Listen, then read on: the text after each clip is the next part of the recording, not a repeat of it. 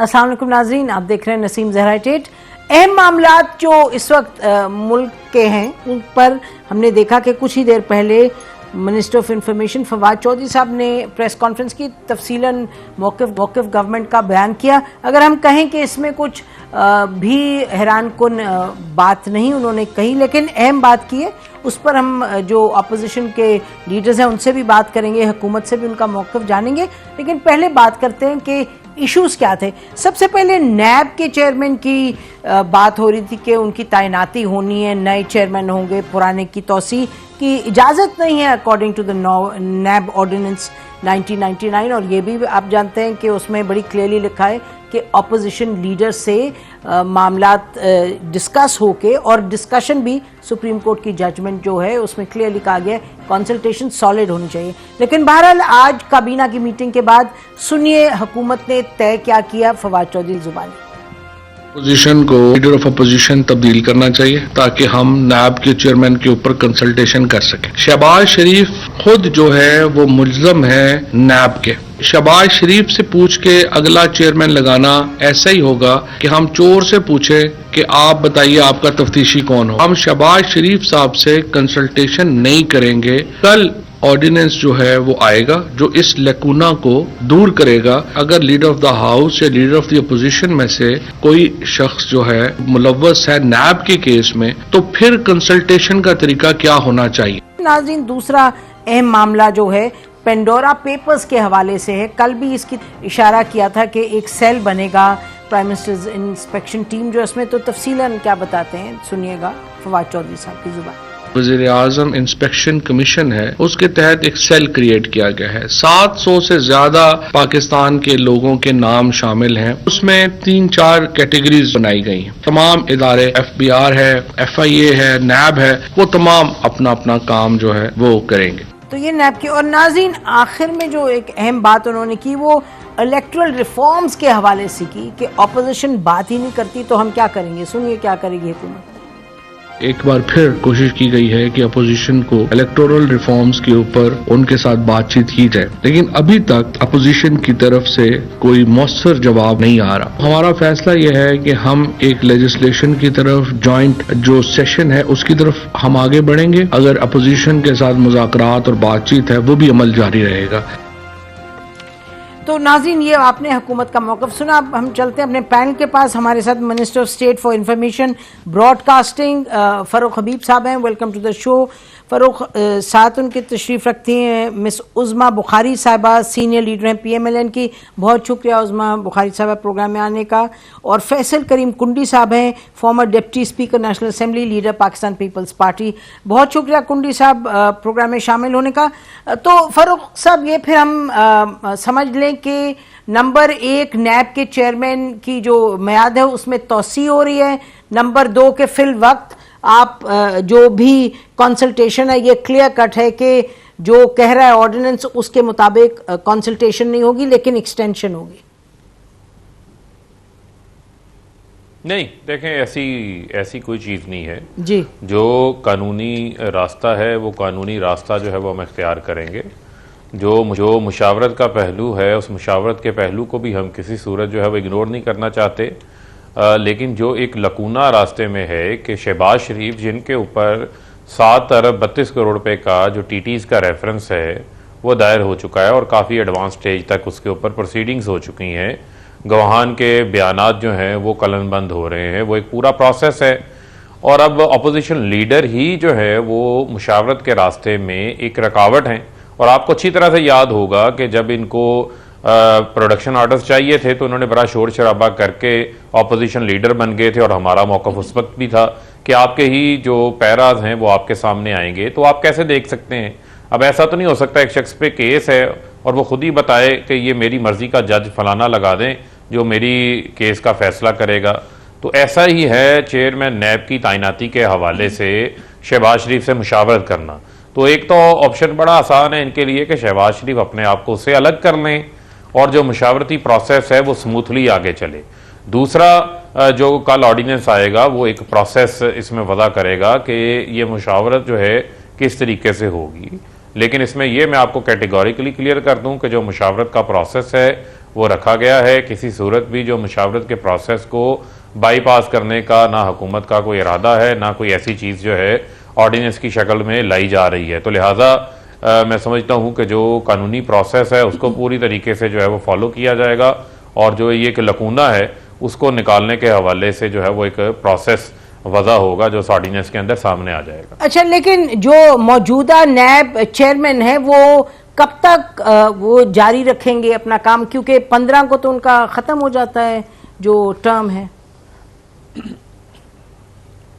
देखें, ये तो अभी इस वक्त मेरे लिए कहना बिल्कुल कबल वक्त है, और आपके इल्म में है कि जब आपने किसी को लगाना है तो चेयरमैन नैब के लिए आपके पास रिटायर्ड 22वें ग्रेड के ब्यूरोक्रेट भी हो सकते हैं, रिटायर्ड लेफ्टिनेंट जनरल भी हो सकते हैं, और रिटायर्ड सुप्रीम कोर्ट के जज भी हो सकते हैं। तो ये एक पूल ऑफ पीपल होगा जिसमें उनकी इंटेग्रिटी, उनका जो करदार है, उनकी जो परफॉर्मेंस है किसी भी इदारे के अंदर जिसमें उन्होंने काम किया हो, उसको सामने रखते हुए ही उसके ऊपर जो है वो मुशावरत होगी, और नए चेयरमैन नैब की तैनाती का उसके मुताबिक जो है वो प्रोसेस आगे बढ़ाया जाएगा कि किस तरीके से फिर उसको आगे लेके चलना है।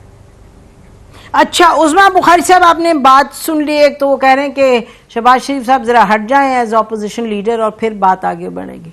मतलब दैट इज फंडामेंटली ये कह रहे हैं। बहुत शुक्रिया नसीम। देखिए, ये तो कुछ भी कहते रहे, उससे क्या फर्क पड़ता है। 2-3 चीजें मैं आपके नॉलेज में जरूर लाना चाहती हूँ। पहले तो ये है कि चेयरमैन नैब फिर वो शख्स भी नहीं लगा सकता जिसके अपने आटा चीनी चोरी का, आपको याद होना चाहिए कि लास्ट फरवरी में वो नोटिस ले चुके हैं, और वो आज तक जो है वो अंडर द कार्पेट है। इस हुकूमत के आने के बाद बहुत सारे स्कैंडल सामने आए हैं जिसके ऊपर तहकीकात होनी चाहिए। फिर वजीर आजम जो है वो इन तहकीकात के लिए नाम कैसे दे सकता है, पहला सवाल। दूसरा सवाल यह है कि जो चेयरमैन इलेक्शन कमीशन है, जो चीफ इलेक्शन कमिश्नर है, उनके पास फॉरेन फंडिंग का केस पेंडिंग है। उसके बावजूद इमरान खान साहब ने उनका नाम नॉमिनेट किया और वो चीफ इलेक्शन कमिश्नर बन गए। तो फिर मेरा सवाल ये पैदा होता है कि उस वक्त आपका ये हाई मॉरल ग्राउंड्स कहां थे। तीसरी और अहम बात दूसरी ये है कि एक इश्तिहारी जो पार्लियामेंट हमला केस के अंदर इश्तिहारी था, वो इश्तिहारी होते हुए मुल्क का वजीर आजम लग गया और उसी पार्लियामेंट में जाके जो है वो लीडर ऑफ द हाउस बन के बैठ गया और वजीर आजम बन गया। फिर वो कैसे बन गया? फिर उसको कैसे जो है वो ये अथॉरिटी दी जानी चाहिए कि जो पार्लियामेंट पे हमला कर चुका हो, लानते भेज चुका हो, और उसको जो है वजीर आजम होना चाहिए। तो पहले तो ये 3 बड़े पर्टिनेंट सवाल है। दूसरी बात जो आपने पूछी, शहबाज शरीफ साहब इनकी मर्जी से ना लगे हैं, ना इनकी मर्जी से वो कहीं जो है इनकी फरमाइश पे वो कहीं चले जाएंगे। फरमाइशी वजीर आजम जरूर आया है, लेकिन फरमाइशी वजीर अपोजिशन लीडर नहीं आ सकता। इनकी फरमाइश पूरी नहीं हो सकती कि इसकी जगह पे इसको लगा दो जो कि हमें ये पसंद है। ऐसा होता नहीं, ऐसे होगा नहीं।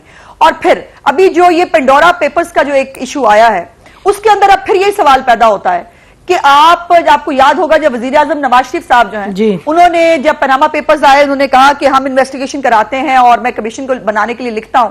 आउटराइटली उसको इमरान खान साहब ने रिजेक्ट कर दिया था। अब वो FBI जो ऑटोनोमस नहीं है, जो वजीर खजाना को रिपोर्ट करती है, वो इसका हिस्सा होगी। जो वजीर आजम के अपने अंडर FIA है, वो उसका हिस्सा होगी। और वजीर आजम के वही अंडर इंस्पेक्शन कमीशन जो वजीर आजम को रिपोर्ट करता है, वो उनकी ATMs को बैठ के जो है वो देखेगी। और फैसल वाडा ने, आज मैंने देखा, उन्होंने कहा जी मुझसे शुरू करें।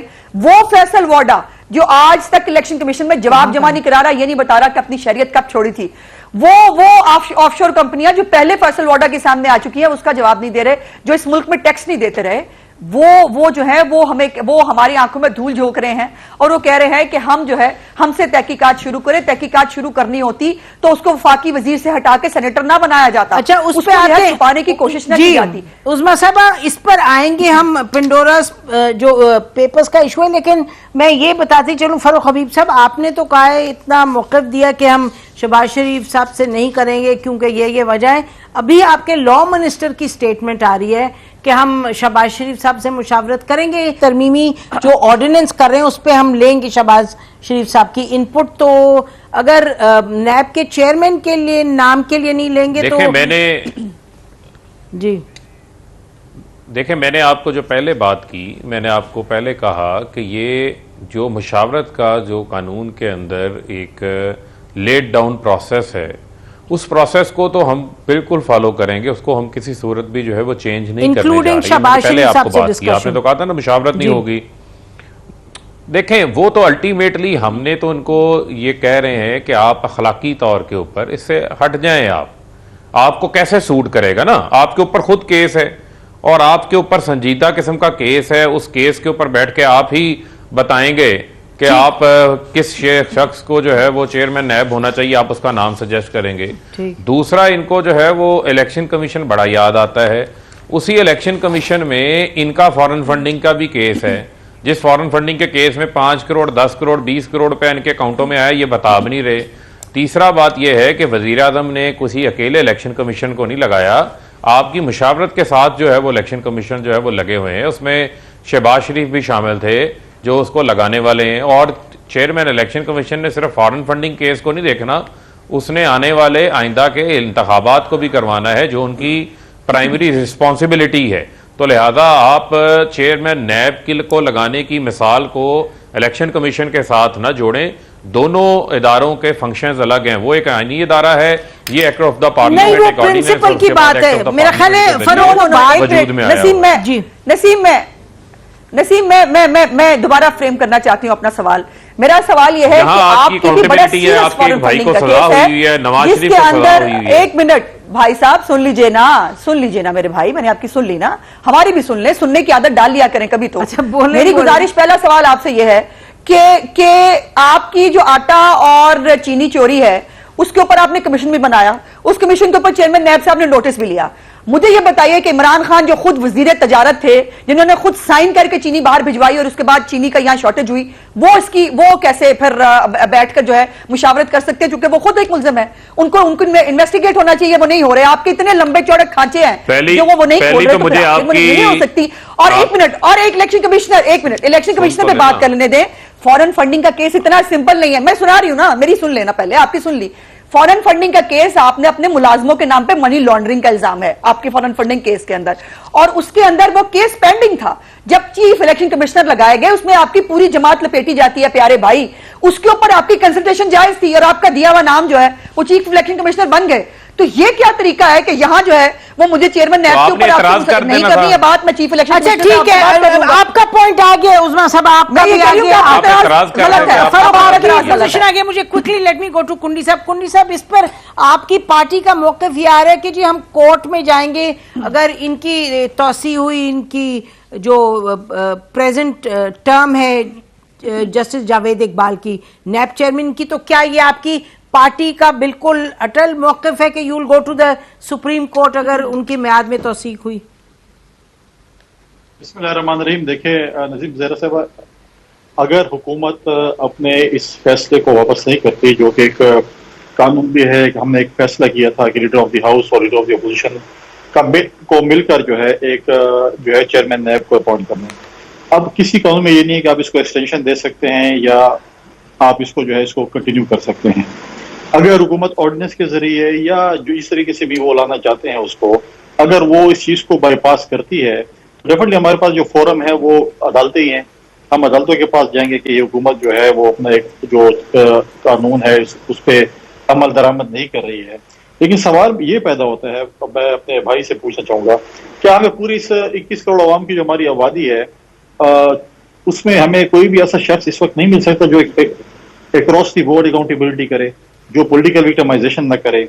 हम मानते हैं कि माजी में हमने इसको अपॉइंट किया है, लेकिन मैं फरूख अबीर साहब को यह भी बता दूं, आप जबरदस्ती ये कर लेंगे, लेकिन इस मुल्क में हालात बदलते वक्त और आंखें बदलते कोई देर नहीं लगती, क्योंकि जो लोग आपके साथ हैं इस वक्त, जो माजी में हमारे साथ थे या नून के साथ थे या मुशर्रफ साहब के साथ थे, उन्होंने जैसे इन तीन पार्टियों में आंखें बदली, कल फरूख हबीब साहब तो चलो पार्टी के बड़े कमिटेड हैं, जब ये लोग आंखें बदलेंगे फिर हम यही प्रोग्राम कर रहे होंगे और आप चीखेंगे चिल्लाएंगे कि चेयरमैन नैब जो है आज जो आपको फरिश्ता नजर आ रहा है, फिर कल ऐसे ना हो कल जैसे आप जो है चीफ इलेक्शन कमिश्नर के ऊपर लगबात दे रहे हैं जो आपकी बात नहीं मान रहे और आपको कानून बता रहे हैं, फिर ऐसा ना हो कि चेयरमैन नैब के ऊपर भी आप ये बातें शुरू कर दें बाद में, क्योंकि इस हालात बदलते वक्त कोई टाइम नहीं लगता। और जो है ना इन लोगों की, ये जो लोग हैं ये आंखें बदलते वक्त सेकंड भी नहीं लगाते, आप देखेंगे। और डेफिनेटली ये इसको इसलिए आगे लाना चाहेंगे क्योंकि इनके वज़राबी भी कह रहे हैं कि जी फलां अपोजिशन के मेंबर को इतनी सजा होने वाली है, वरना तो इस अवाम में इतने लोग हैं, अब ले अच्छा बंदा ले हुए चले।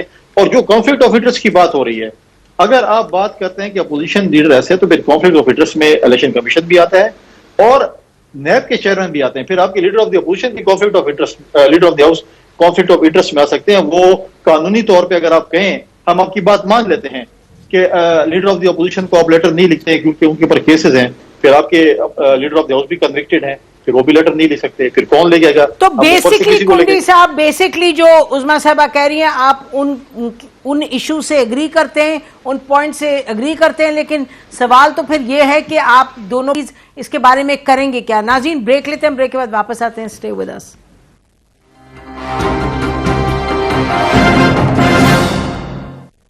नाज़रीन, अहम मामला जो नैब चेयरमैन की तैनाती का, ये तो बात क्लियर हो गई कि हुकूमत जो ऑर्डिनेंस की बात करी है उसमें वो कह रही है कि जी हमने मुशावरत अब किसी और से करनी है, मुशावरत का नया तरीक़ाकार यानी कि शहबाज शरीफ साहब से हटके जो होगा उस पर अग्रीमेंट हम करने की कोशिश करेंगे। अगर, और ये अभी लॉ मिनिस्टर साहब ने टेलीविजन पर बात करते हुए कही है कि अगर वो अग्रीमेंट ना हुई तो हम मामला फिर स्टैंडिंग कमेटी में ले जाएंगे और जब तक के नए चेयरमैन को अपॉइंट करने का तरीकाकार अग्री नहीं सब करेंगे, जब तक जस्टिस जावेद इकबाल साहब ही चेयरमैन रहेंगे नैब के। तो बज़ाहिर लगता तो यह है कि फिल वक्त वही जाहिर कंटिन्यू करेंगे। आप सुन, और हमारे साथ नाज़रीन इरफान कादिर साहब लाइन पर हैं। सवाल यह है कि नैब जो चेयरमैन है उनकी तैनाती लगता है फिल वक्त खटाई में पड़ गई। लग ये रहा है कि क्योंकि मुशावरत के इशू पे हुकूमत ने एक अपना मौक़िफ़ अपनाया जो 99 के ऑर्डिनेंस से हटके है, उसमें तो है अपोजिशन लीडर। आप पूरी आर्ग्यूमेंट जानते हैं गवर्नमेंट की। इस वक्त जो लॉ मिनिस्टर साहब कह रहे हैं वो कह रहे हैं कि जी अगर ये मुशावरत का तरीक़ाकार अग्री नहीं होगा अपोजिशन के साथ, फिर हम उसको स्टैंडिंग कमेटी में ले जाएंगे और जब तक के तरीक़ाकार अग्री नहीं होता, नए चेयरमैन नहीं उनकी तैनाती होगी, तो ये वाले जो हैं वो ही कंटिन्यू करेंगे। तो इस पर आप क्या कहेंगे? अपोजिशन कह रही है will go to the supreme court on this. जी, मैं समझता हूं कि ऐसी कानून साजी करना जिससे कि आप एक पर्सन स्पेसिफिक एक कानून लेके आते हैं, तो वो तो स्ट्रेट वे आर्टिकल 25 से भी हिट होगा, आर्टिकल 4 से भी हिट होगा। और फिर ये कहना कि जी वो क्योंकि कंसेंसस नहीं बन रहा, तो क्या कंसेंसस का जो प्रोसेस है आपने इनिशिएट किया है? अगर आप कंसेंसस का प्रोसेस ही इनिशिएट नहीं करते और फिर आप कोशिश करते हैं कि एक मखसूस शख्सियत जो है वही इस पोजीशन पे रहें, बावजूद इसके कि माशाल्लाह उनकी उम्र भी अब खासी हो गई है, और ये कहें कि पाकिस्तान में अब इनके अलावा कोई और शख्स ही नहीं है और इन्हीं को ही हर हालत में बनाना है और एक पर्सन स्पेसिफिक कानून लाना है, और वो भी एक ऑर्डिनेंस के जरिए लाना है। तो ऑर्डिनेंस की तो अपनी मुद्दत 4 माह की होती है। तो ये तो इस तरह की डिसीजन मेकिंग अगर करते हैं, इवन ऑर्डिनेंस के जरिए भी करते हैं, तो ये बहुत शदीद न सिर्फ के कंट्रोवर्सी का शिकार होगी, बल्कि मैं समझता हूं कि हुकूमत की साख भी काफी हद तक इसमें फिर मजरू होगी। जी अच्छा, तो एक्चुअली वो कह रहे जस्टिस जावेद इकबाल का मामला नहीं है, वो तो हुकूमत के कहने के मुताबिक मामला ये है कि शहबाज शरीफ साहब ऑलरेडी उन पर एक रेफरेंस है, केस उन पर दायर हुआ है, इस वजह से वो कॉन्फ्लिक्ट ऑफ इंटरेस्ट हो जाएगा। देखिए, कॉन्फ्लिक्ट ऑफ इंटरेस्ट का जो प्रिंसिपल है वो उस सूरत में तो अप्लाई करता है जहां पे कि किसी फोरम में एक ही चीज के लिए 8-10 लोग हो, लेकिन यहाँ पे तो एक ही शख्स है लीडर ऑफ द ऑपोजिशन जो कि पर्सोना डेजिग्नेट है या लीडर ऑफ द हाउस। तो ये नहीं हो सकता कि यहाँ पे वो कॉन्फ्लिक्ट ऑफ इंटरेस्ट वाली बात जो है वो अप्लाई करेगी, वहां पे रिक्यूजल अप्लाई नहीं करता, क्योंकि जो लीडर ऑफ द ऑपोजिशन है वो कोई और है नहीं, और लीडर ऑफ द ऑपोजिशन बजाते खुद एक बहुत अहम होता है और कॉन्स्टिट्यूशनल होता है। तो अगर वो लीडर ऑफ द ऑपोजिशन के फंक्शन परफॉर्म कर सकते हैं जब तक कि उनकी कन्विक्शन नहीं होती, तो ये तो बहुत मामूली सी बात है कि चेयरमैन नैब पे मशवरा करना, क्योंकि इससे कतई नजर के उनके खिलाफ केसेस हैं या नहीं है, उनकी बात तो सुने आपके। अगर वो रीजंस ठीक दे रहे हैं और वैलिड दे रहे हैं, तो फिर सदर पाकिस्तान पे क्या अमर माने रह जाएगा कि वो उनकी बात को इसी तरह से रिजेक्ट कर दें। उनसे भी रीजंस लें, लीडर ऑफ द ऑपोजिशन से, लीडर ऑफ द हाउस से भी रीजंस लें, और फिर जो बेहतर रीजन देता है कंसल्टेशन के साथ उसको अगर अपॉइंट करें तो उसमें क्या इतना इशू है। सदर पाकिस्तान दोनों का मुआवजा करके अहकामात क्यों नहीं जारी कर सकती किसी और शख्स के लिए। मुझे ये सारी बात की कुछ समझ नहीं आ रही कि क्यों ये इंसिस्ट किया जा रहा है कि एक इस तरह की लेजिस्लेशन जो कि तरमीम लाएगी नैब के कानून में और वह तरमीम भी 4 माह के बाद खत्म हो जाएगी और फिर इतनी कंट्रोवर्सी भी जनरेट होगी। तो मुझे तो इसमें फ्रैंकली लगता है कि कोई विजडम की बात नहीं है, बल्कि इससे हुकूमत अपनी साख को खुद ही मजरू कर रही है। जी बहुत शुक्रिया इरफान कादिर साहब अपना मौके बयान करने का। तो ये अब आप लोग फरूक साहब आपने भी सुना, आप लोग सब सुन रहे हैं वो क्या फरमा रहे हैं, तो मैं ज़रा वापस जाना चाहती हूँ आपके पास उस्मा बुखारी साहब, आप ब्रीफली बताइए। और फैसल करीम कुंडी साहब के जो आप कह रहे हैं जी हम सुप्रीम कोर्ट में जाएंगे, माजी में भी बहुत से इश्यूज़ पे आप कहते हैं जी हम ये स्टेप लेंगे और ये करेंगे। कुंडी साहब आपके मांडवी वाला साहब ने तो बहुत बहुत बातें कही थी कि हम नैब के साथ ये करेंगे, इधर जाएंगे उधर जाएंगे, तो किया तो कुछ नहीं। तो मैं ये पता करना चाह रही हूँ कि आपकी कोई सीरियस इस पे डिसीजन है या बस एक यानी मतलब कि एक टेम्पररी मौक़िफ़ है। I just want to understand कि नेक्स्ट स्टेप आप लोगों का होगा क्या, क्योंकि हुकूमत ने तो तय कर लिया है, हुकूमत तो करेगी जो उसने तय किया। उस्मा साहब देखें अच्छा चलिए कुंडी साहब आप फरमाइए। चलो देखें, ये हमारा एक असूली मौक़िफ़ है। इसमें ये बात है सलीम मांडीवाला का जो एक पॉइंट ऑफ व्यू आप बता रहे हैं वो उनके केस के मुताबिक था कि वो उनको केस उन्होंने एज ए पार्टी नहीं करता, उनके केस के हवाले से था कि उनके ऊपर कोई केस था जिसका उसका नैब के चेयरमैन और नैब के इदारे के साथ अपना एक कंट्रोवर्सी पैदा हुई थी। ये पार्टी का एक फैसला है, पार्टी का जो फैसला है बिल्कुल हम जाएंगे अपना हर फोरम पे जाएंगे और इस चीज को जो है हम बिल्कुल हर फोरम पे। लेकिन एक बात यह है कि मैं अभी जैसे बात हुई अगर ये संजीदा होते इस प्रोसेस में, इरफान कादिर साहब ने बात की, अब देखें इस हुकूमत की कोऑर्डिनेशन आपस में नहीं है। फरूक हबीब साहब एक बात कर रहे हैं, उनके जो लॉ मिनिस्टर दूसरी बात कर रहे हैं, और उसके साथ साथ देखें अगर इनकी संजीदगी होती, लीडर ऑफ द अपोजिशन को ऑन बोर्ड लेते, तो अभी तक इनको चाहिए था कि महीना 2 महीने पहले लेटर लिख लेते, क्योंकि कंसल्टेशन में भी टाइम लगता है। क्योंकि लीडर ऑफ द अपोजिशन जो है वो अपने अपोजिशन पार्टियों के साथ, लीडर ऑफ द हाउस अपनी इत्तेहादी जमातों के साथ मशावरत करते हैं, फिर 3 नाम फाइनलाइज करते हैं, फिर वो भेजते हैं, उसके ऊपर डिस्कशन होती है, कोई 1-2 दिन की बात नहीं होती। लेकिन इनमें वो चीज इनको पहले दिन से इन्होंने कहा था कि हम इनके जहन में कि हमने नहीं करना, हमने ऑडिशन के जरिए लेके आना है। क्योंकि प्रॉब्लम ये है जैसे अभी आज पंडोरा जो पेपर्स आए हुए हैं, अब उस कमेटी को चेयर कौन कर रहा है? वजीर आजम साहब कर रहे हैं जी। उस पे आएंगे, अभी वापस आएंगे। जरा मैं उस्मा बुखारी साहब से मौक़िफ़ ले लूं। उस्मा बुखारी साहब आप ब्रीफली आप लोग की तैयारी है कि आप सुप्रीम कोर्ट में जाएंगे या अभी आप ये आपका मौक़िफ़ है इस पे और सोच विचार होगी?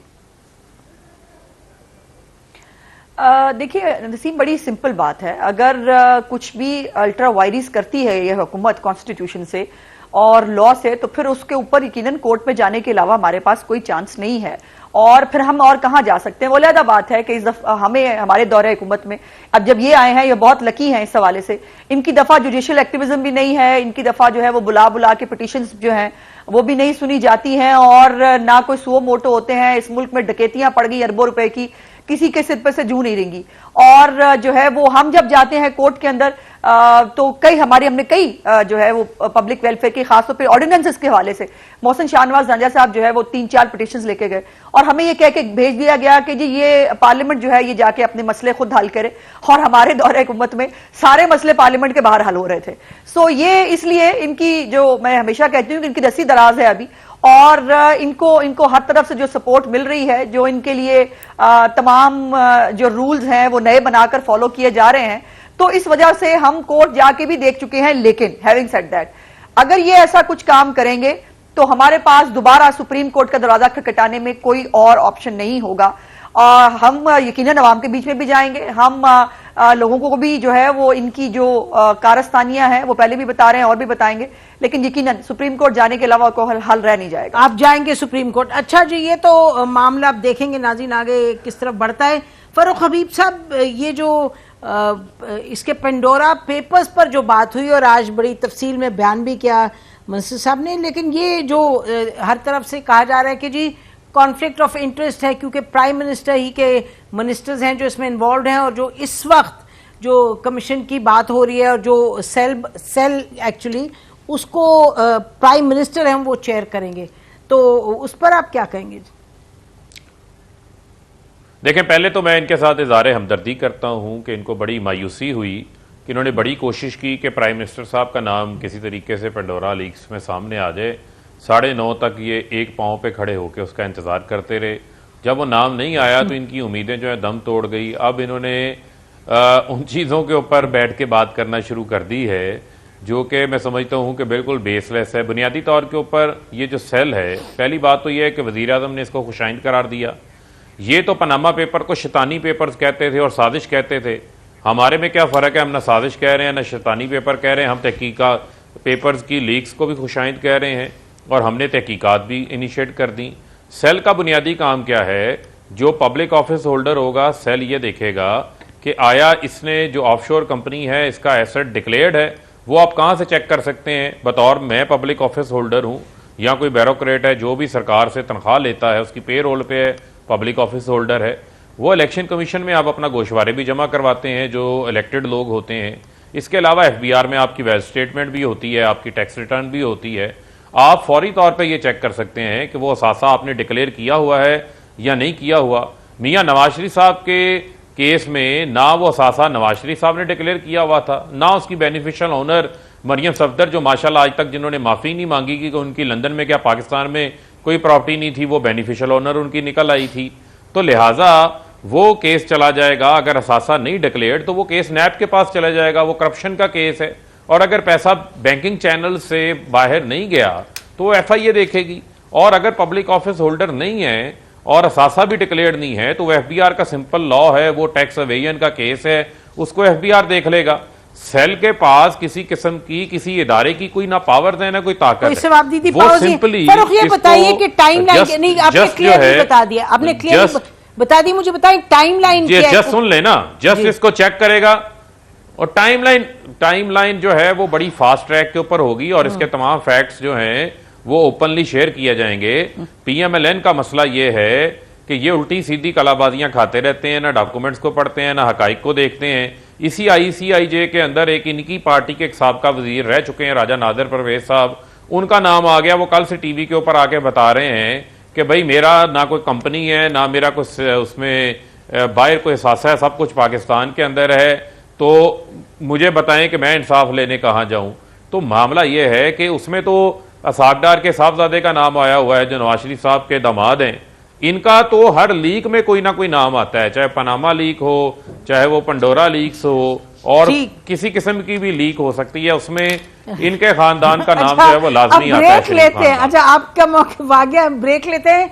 ब्रेक हम पूछेंगे अपोजिशन लीडर से कि अगर ये मामला इतना सहल है, सिंपल है कि जी आपने बताना है FBR में आपने ये डिक्लेयर किया या नहीं और जो ट्रांजैक्शंस हैं वो कैसे हुई हैं, बैंकिंग चैनल्स या नहीं, तो ये तो बड़ा एक तरीके से सीधा मसला है। तो इसमें फिर अपोजिशन को एतराज किया। After the break stay with us. Welcome back नाज़रीन। हम अपोजिशन लीडर्स के पास चलते हैं, उनसे पूछते हैं कि एतराज क्या है। उस्मा बुखारी साहब, आप पहले आप बताइएगा, ये एक बड़ा स्ट्रेट फॉरवर्ड है कि जी डॉक्यूमेंटेशन हुई है या नहीं हुई आपके इसकी ऑफशोर कंपनी की और ट्रांजैक्शन का तरीकाकार क्या था। सबको एक इक्वल अपॉर्चुनिटी मिलेगी बताने की, दिखाने की डॉक्यूमेंट्स, तो जिसमें कि अली डार भी हैं और भी लोग हैं, शर्जील मेमन साहब भी हैं। तो एतराज क्या है ये जरा बताइए। क्या आपको क्या लगता है कि किस तरीके से कोई मिसयूज कर सकता है पावर इसमें? देखिए, पहले तो अली डार की बात कर दूं कि अली डार जो है वो कभी पब्लिक ऑफिस होल्डर नहीं रहे और दूसरा उन्होंने ग्रेजुएशन बाहर से की, उस वक्त से वो बैरून मुल्क मुकीम है। वो इस मुल्क में टैक्स पेयर भी नहीं है और ना उनका जो है इस मुल्क में कोई कारोबार है। सो इसलिए ये तो केस वैसे ही साइड पर रखिए। अब आ जाते हैं, बहुत अच्छा किया कि खुद ही फारूक हबीब साहब ने जो है वो पनामा और पंडोरा जो पेपर्स हैं इनका मुआवजा कर दिया। पहले तो दिली हमदर्दी भाई अपने आप से करो कि जब तुम लोगों को पता चला कि 2 ज़मान पार्क का नाम इस्तेमाल हुआ है तो कैसे पूरे जो हुकूमती तर्जुमान समेत आपके हलकान हुए जा रहे थे, ये साबित करने के लिए और वो करने के लिए कि इमरान खान साहब का 2 ज़मान पार्क जो है। अब ये भी अजीब है इनके लिए, तो मतलब नहीं अजीब अजीब मतलब कोई क्या इनके पीछे कोई ऐसे जो है मौक्कल हैं कि इनके 2 ज़मान पार्क के भी 3 घर निकल आते हैं और वो घर जो है वो किसी और का निकल आता है जिसके ऊपर ऑफशोर कंपनी बनी होती है। और ये इनके भी कमालात हैं, ये कर सकते हैं। लेकिन अब जो मरियम नवाज शरीफ साहिबा ने आज पिटीशन डाली है ना इस्लामाबाद हाई कोर्ट के अंदर, वो बड़ी क्लियर है इस हवाले से। अगर पनामा में नाम by the way Nawaz Sharif साहब का भी नहीं था, हुसैन नवाज का था, और असासा भी उनके नाम पे नहीं था। भाई मेरे किसी दिन जजमेंट जो है जरा खोल के देख के ध्यान से पढ़ लेना। एक तो जज बशीर साहब ने जब सजा दी, उन्होंने कहा कि कोई करप्ट प्रैक्टिसेस और कोई करप्शन का चार्ज उनके ऊपर नहीं था, पहली बात। दूसरी बात यह है कि जो असासा जिनके नाम पे नहीं था, तब अगर नाम पे होता तो फिर पनामा में से अकामा न निकलता। नवाज शरीफ साहब को ये जहन में रखा करें, नवाज शरीफ साहब को अकामे के ऊपर वजीर आजम हाउस से जो है वो बाहर कर दिया गया था। और ये साजिश कैसे रची थी, इसमें क्या हुआ था, आज उस पर मरियम नवाज शरीफ साहबा ने एक पिटीशन डाली है जिसके अंदर हमने, बाकी तो बातें अभी बाद में होंगी, हमने खुद ही इस्लामाबाद हाई कोर्ट के जज जो हैं शौकत सिद्दीकी साहब, उनकी एक स्टेटमेंट जिसको वो लेकर फिर सुप्रीम जुडिशियल काउंसिल में गए, फिर उन्होंने एक ओपन बेंच बनाने की बात की और कहा कि मेरी सुनवाई ओपनली की जाए, मैं इन कैमरा प्रोसीडिंग्स नहीं चाहता। और उनकी रिटायरमेंट तक उनकी प्रोसीडिंग्स को नहीं देखा गया, उनके केस को पुट अप ही नहीं होने दिया। और इस बात के जो वो कहते रहे, जो बातें उन्होंने की कि 2 साल की मेहनत जो है वो जाया होने का खदशा था अगर इनके खिलाफ नवाज शरीफ और मरीम नवाज के खिलाफ फैसला ना आएगा, तो ये हकायक तारीख नहीं छुपा सकती। भुट्टो साहब की भी फांसी तो हो गई थी ना, लेकिन फांसी के बाद उनके आकर कातलों को भी बताना पड़ा था कि कैसे फांसी हुई और उनके साथ मुकाफाते अमल हुआ। तो ये भी होना है। ये पनामा की स्टोरी जो है और ये पंडोरा बॉक्स ऐसे नहीं बंद होगा। मुझे ये बताइए, इमरान खान ने जो, एक मिनट में आखिरी बात, नसीम आखिरी बात कर दूं, इमरान खान साहब ने जो मेरिट्स और डीमेरिट्स सेट किए थे पनामा पेपर्स के अंदर, वो मेरिट्स और डीमेरिट्स यहां पे क्यों सेट नहीं हो सकते?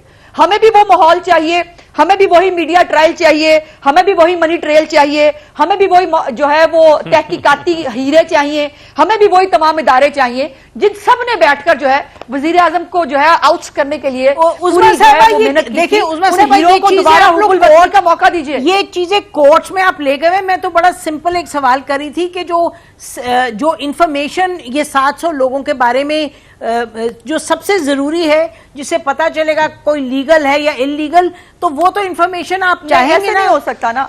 अच्छा, नहीं ऐसे हो नहीं सकता ना, ऐसे हो नहीं सकता। पहली तो बात यह है, एफबीआर रिपोर्ट करती है वजीर खजाना को जो खुद इन्वॉल्व है, जो वजीर आजम है उनके सारे करता धरता, और जिसके लिए पूरी इलेक्शन कमीशन और पूरी नई कानून साजी करा दी थी, फैसल वाडा के लिए नए इलेक्शन करा लिए थे, वो क्या नहीं कर सकती इसके लिए? पहली बात। दूसरी है कि पनामा में जैसे मैंने कहा नवाज शरीफ का नाम नहीं था, अगर इसमें इमरान खान का नाम नहीं है, इसका यह मतलब नहीं है कि इमरान खान बरीउज़्ज़मा हो गए। इमरान खान साहब अपने माफियाज के साथ बिल्कुल इसमें शामिल है, और पनामा के अंदर सवाए नवाज शरीफ के तो आप साबित नहीं ना कर सके थे। बाकी 400 लोगों की हम तहकीकात करेंगे। किसकी तहकीकात हुई आज तक? क्या उसके अंदर ये सारे नाम नहीं आए? आपने करवा लेने की आपकी नाम नहीं आया था, मोने सलाई का नाम नहीं आया था, एक मिनट, जहांगीर तरीन का नाम नहीं आया था। इन सब के नाम पनामा पेपर्स में भी आए थे ना। किसी के खिलाफ प्रोग्राम का टाइम बनाया था ना, उसके ऊपर क्या हुआ? चीनी कमीशन पे क्या हुआ? बाकी तो छोड़ दो, चीनी कमीशन पे क्या हुआ? छोटी सी बात थी। अच्छा, कुंडी साहब, हमें भी वो सारे हीरे चाहिए, हमें भी सबवा माहौल चाहिए। अच्छा, हीरे तो मीडिया ट्रायल चाहिए, हमें क्या हुआ ट्रेल चाहिए। कुंडी साहब आप बताइए तो हीरे व्हाट्सएप पे चुन चुन के लाए थे, वो वाले हीरे। अच्छा जी, कुंडी साहब आपकी पार्टी वही मॉनिटरिंग जज चाहिए, उसी तरह मॉनिटरिंग चाहिए। जी कुंडी साहब, देखिए पहली बात तो ये कि इस मुल्क का एक अलमिया है, ठीक है, हम सियासतदान हैं, हम आवाम के जवाबदेह हैं, लेकिन जो भी एहतसाब या जो इंक्वायरी है या जो भी कमीशन आता है वो सियासतदान से शुरू होता है, सियासतदान से खत्म होता है। पनामा की अगर मैं बात करूं, आपने पनामा में आई, उसके बाद मतलब है कि उसमें नवाज शरीफ साहब को सजा हुई, जिसको भी सजा हुई, उसके बाद क्या पनामा में बाकी लोग जो है वो फरिश्ते थे, उनकी इंक्वायरी नहीं हुई, चलो वो भी आप छोड़ दें। आज अगर बात आ गई है पेंडोरा पेपर्स की, अब उसमें सवाल ये है कि क्या उसमें सिर्फ सियासतदान है, सियासतदानों के अलावा ब्यूरोक्रेट्स भी हैं, रिटायर्ड फौजी भी हैं, क्या उनकी भी इंक्वायरी होगी? सबका ये तो कहा है ना इन्होंने, बड़ी क्लियरली कहा है। देखिए कुंडी साहब, मेरी बात तो कंप्लीट होने जी जी। अब प्रॉब्लम ये है कि इस पेंडोरा में जो है वो अपना इमरान खान साहब के बड़े ब्लू वाइड्स इसमें आ गए हैं। इमरान खान माजी में कहते थे कि आप अपने ओहदे से इस्तीफा दें, अपने आप को क्लियर करें, फिर दोबारा आके आप हल्फ उठाएं। अब ये क्या प्रेसिडेंट इमरान खान जो कहते थे, आज तो उनको चाहिए था कि आज तक वो तमाम से इस्तीफा ले लेते और जो है उनको कहते कि आप जाएं, इंक्वायरी भुगतें, क्योंकि आप इसके ऊपर असरअंदाज ना हो।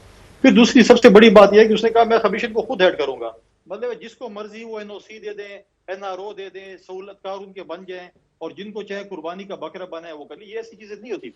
माजी में भी देखें, चीनी है